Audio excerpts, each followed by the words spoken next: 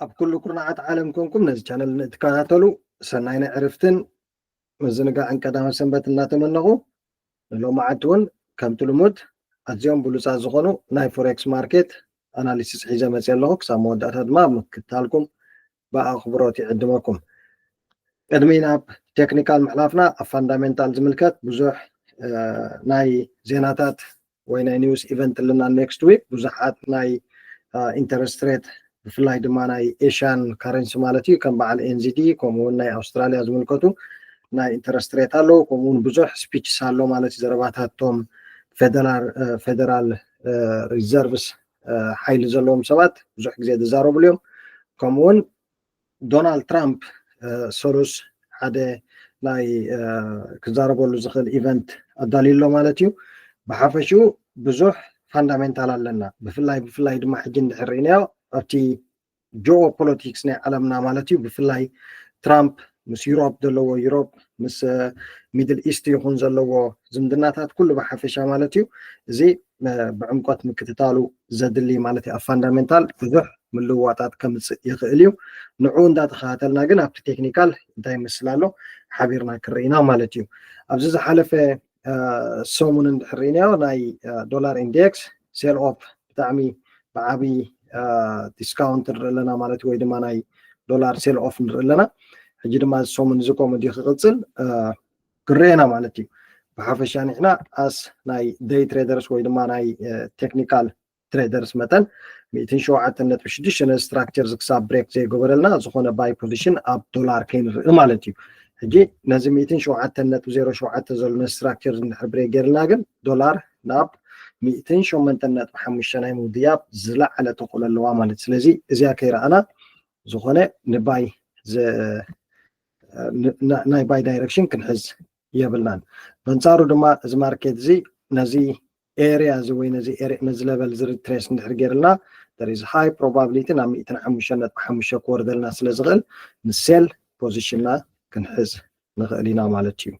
እዚኦም ከምዚ ኢሎም ከለዉ ኣብ ናይ ሜጀር ካረንሲስ ሕጂ ንሕና ብፍላይ ኣብዚ ኩሉ ግዜ እቶም ኣናላይዝ ዝገብሮም ሜጀር ካረንሲስ እዮም። ሜጀር ካረንሲስ ክንብል ከለና ጂቢፒ ዩኤስዲ፣ ዩሮ ዩኤስዲ፣ ጎልድ፣ ጂቢፒ ጂፒዋይ ከምኡውን ናይ ዩኤስዲ ካ ዝኣመሰሉ እቶም ሞር ቮሊዩም ዘለዎም ኢና ንርኢ ማለት እዩ። ስለዚ ዶላር ቢሪሽ ወይ ድማ ሴል ይኸይድ ኣሎ ኮይኑ ጂቢፒ ዩኤስዲ ድማ ናይ ቡሊሽ ሙቭመንት ናቱ ወይ እቲ ናይ ባይ ትረንድ ናቱ ክቅፅል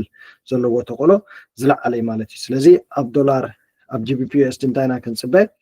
ሙሉእ ብሙሉእ ማርኬት ሪትሬስ ይገብረልና ኣሎ ናብዚ 1.2570 ማለት እዩ። ናብዚ ስትራክቸር ዝምጥሕ ብሬክ ሪትሬስ ገይርልና ናብዚ ኤሪያ ዚ ሪትሬስ ክገብረልና ሞ ካብዚ ሽዑ ቡሊሽ ኮንፈርሜሽን ካንድል ምስ ረኸብና ባይ ፖዚሽን ክንሕዝ ኢና። ብዝኾነ መንገዲ ግን 1.2550 እዚኣ ስትራክቸር እዚኣ ብሬክ ከይኮነት ዝኾነ ሴል ፖዚሽን ከይንርኢ ኣብ ጂቢፒ ዩኤስዲ ምክንያቱ ጂቢፒ ዩኤስዲ ነዚ 1.2550 ንብሎ ዘለና ስትራክቸር ነዚ ናይ ፕሪቪየስ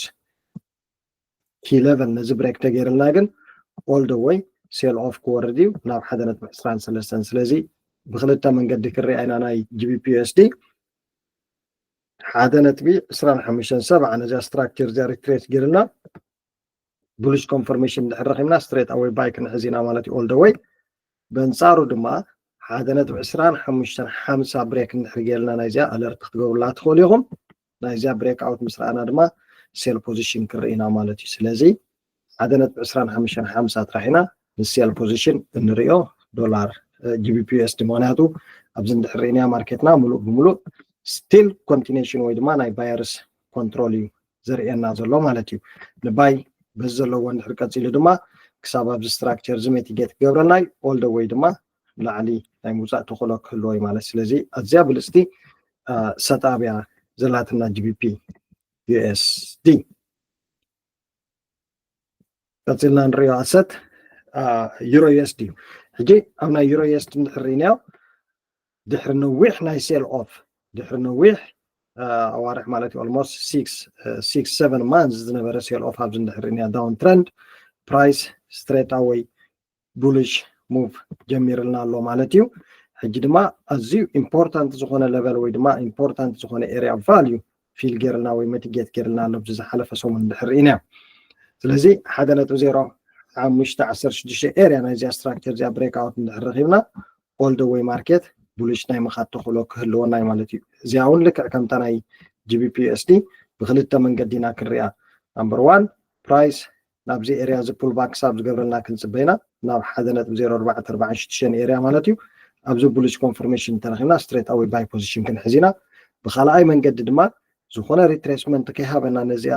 1.0516 ንብለ ዘለና ስትራክቸር ነዚኣ ብሬክ ተገይርልና ስቶፕ ሎስ ናህና ቢለው ጌርና ኦል ደ ዌይ ባይ ክንሕዚና ማለት እዩ ኣብ ዝኾነ ግዜ ግን ዩሮ ዩኤስዲ ሴል ፖዚሽን ክንኣቱ እንድሕር ኮይና እዚኣ ስትራክቸር እዚኣ ብሬክ ክትከውን ኣለዋ እዚኣ ስትራክቸር እዚኣ ብሬክ ክትከውን ኣለዋ እዚኣ ብሬክ ክሳብ ዘይኮነት ዶን ሉክ ፎር ሴል ዩሮ ዩኤስዲ ምክንያቱ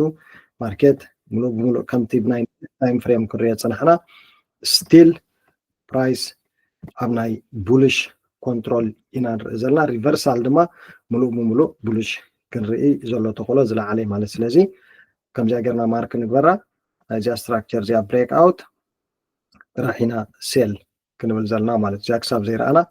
ዝኾነ ሴል ከይንኣቱ ኣብ ዩሮ ዩኤስዲ ቀፂልና ንሪኦ ዩኤስዲ ካድ ኣብ ዝሓለፈ ቪድዮና እንድሕሪናዮ ዩኤስዲ ካድ ነዚ ኮንሳሊዴሽን እዚ ብሬክ ገብረልና ኢና ንፅበዮ ነርና ማለት እዩ ድሕሪ ናይ ነዊሕ ኮንሳሊዴሽን ወይ ድማ ሳይድ ዌይስ ሙቭ ድማ ማርኬት ሙሉእ ብሙሉእ ብሬክ ጌርና ኣሎ ንሪኦ ኣለና ኦል ደ ዌይ ከይዱ ሕጂ ድማ ኢንኬስ ቶም ዝኾነ ካብ ናይ ላስት ቪድዮ ዝኣተና ዘለና ዊ ሃቭ ቱ ኪፕ ክሳብ 1.3949 ክሳብ ኣብዚ ኤርያ ናይ ምጉራት ተኽእሎ ክህልዋይ ዘይኣተና ዘለና ወይ ዝኾነ ዘይሓዝናያ ዘለና ድማ እዚ ማርኬት እዚ ናብዚ ኤርያ እዚ ሪትሬስ ክገብረልና ክንፅበዮ ኢና ናብ 1.4273 እዚ ሪትሬስመንት ተረኺብና ግን ሴል ኦፍ ኦል ደ ዌይ ቱ ደ ዳውን ሳይድ ክንኣቱ ኢና እዚኣ ብናይ ሴል ጥራሕ ኢና ክሪኣ ኢንኬዝ ነዚ ንብሎ ዘለና እንተዘይሂባትና ግን ብዙሕ ኢንተረስት ናይ ባይ ኢንተረስትስ የብልናን ማለት እዩ ኣብ ዩኤስዲ ካድ ቀፂልና ንሪኦ ጂቢፒ ጂፒዋይ ወይ ድማ ጂጄ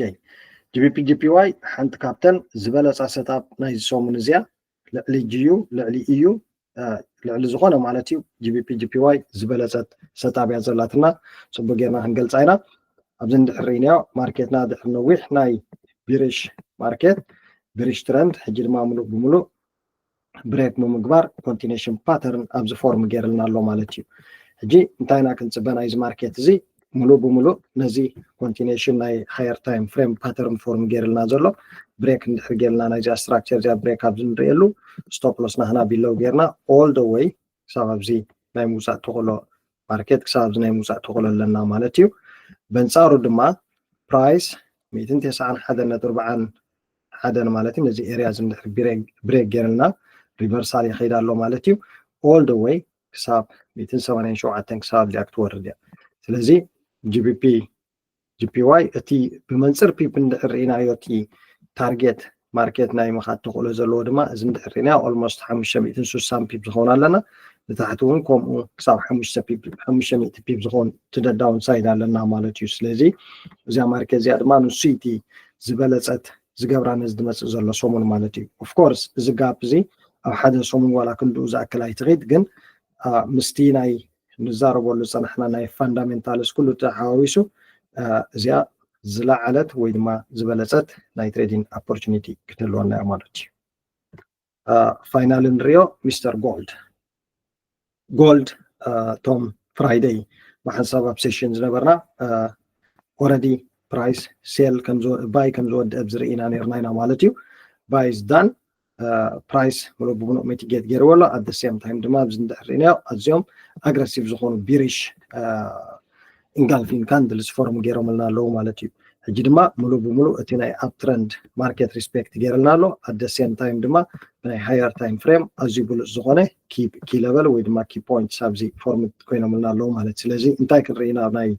ናይ ጎልድ there is high probability ዝለዓለ probability bullish confirmation ኣብ ዝተረኺብና stop loss ናህና ቢለው ጌርና buy position ክንሕዚና ክሳብ 29.40 ማለት እዩ